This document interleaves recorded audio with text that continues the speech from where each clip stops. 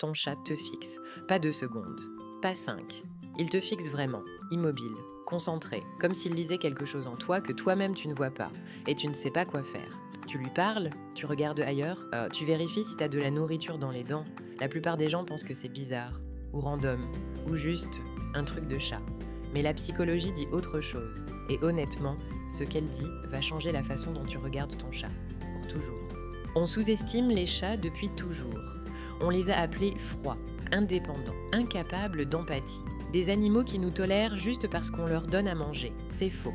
Et la science le prouve maintenant clairement. Les chats ont une intelligence émotionnelle réelle, mesurable, parfois déconcertante. Et aujourd'hui, on va en explorer 7 signes concrets. Des comportements que ton chat a probablement déjà eus avec toi sans que tu réalises ce que ça voulait vraiment dire. Tu as eu une mauvaise journée. Tu rentres. Tu ne dis rien. Tu poses ton sac. Et lui, il est là. Pas en train de réclamer à manger. Pas en train de jouer.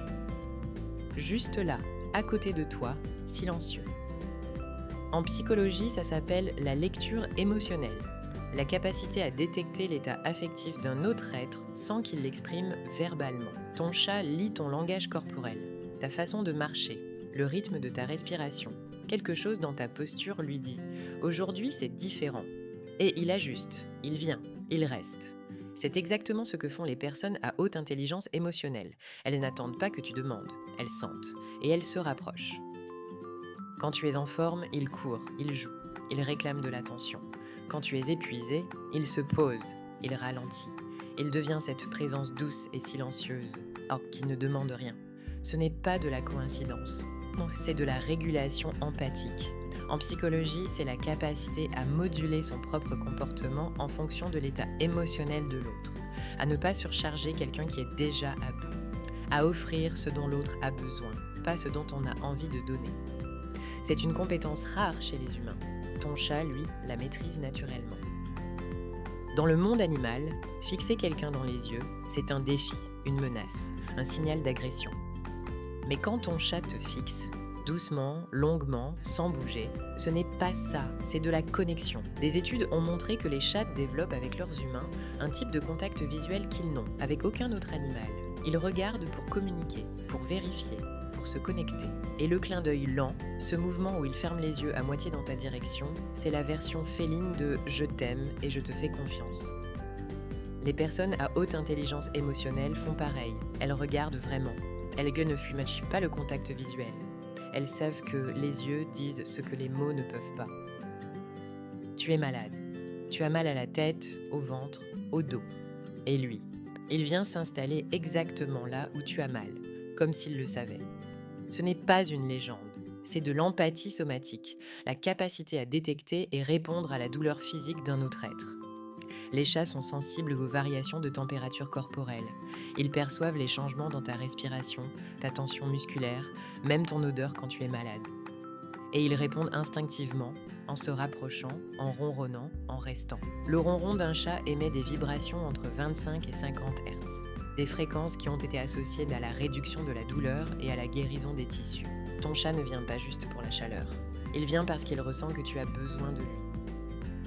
Les chats ont une mémoire émotionnelle longue et précise. Un chat qui a été brusqué une fois va s'en souvenir. Longtemps, pas par rancune, par protection. Son cerveau a enregistré. Cette situation était dangereuse. Cette personne n'est pas sûre. Et à l'inverse, chaque fois que tu as été doux, présent, patient avec lui, ça s'est stocké aussi. C'est pour ça qu'il revient. C'est pour ça qu'il te choisit. En psychologie, ça s'appelle la mémoire émotionnelle.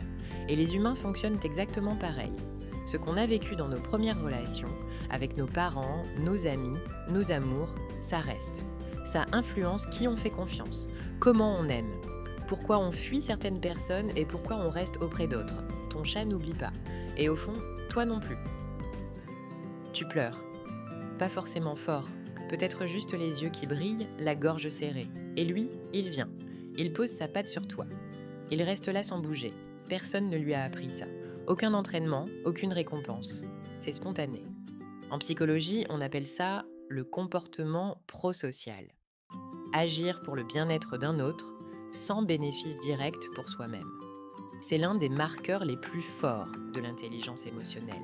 Et c'est exactement ce que ton chat fait quand il vient s'installer contre toi à ce moment précis. Il ne comprend pas tes mots, mais il comprend ta douleur. Et il décide, sans réfléchir, d'être là. C'est plus que beaucoup d'humains ne font. Ton chat sait ce qu'il ressent, et il te le dit. Quand il est heureux, il ronronne, il pétrit, il cligne des yeux lentement.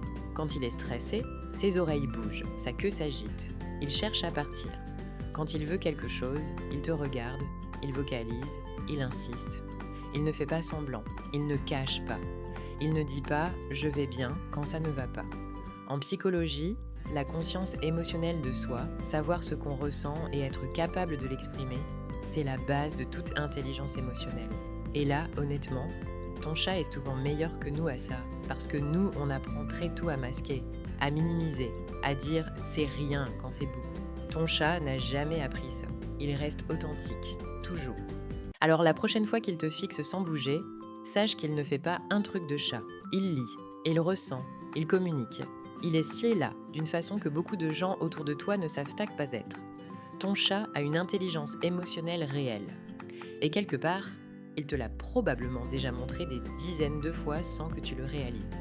La vraie question, c'est pas est-ce qu'il comprend tes émotions. C'est est-ce qu'on prend le temps de comprendre les siennes. Si cette vidéo t'a fait voir ton chat différemment, abonne-toi. Chaque semaine, on décrypte ensemble ce que la psychologie nous apprend sur nos chats. Et dis-moi en commentaire, quel signe tu as reconnu chez ton chat? Celui qui t'a le plus surpris, je lis tout.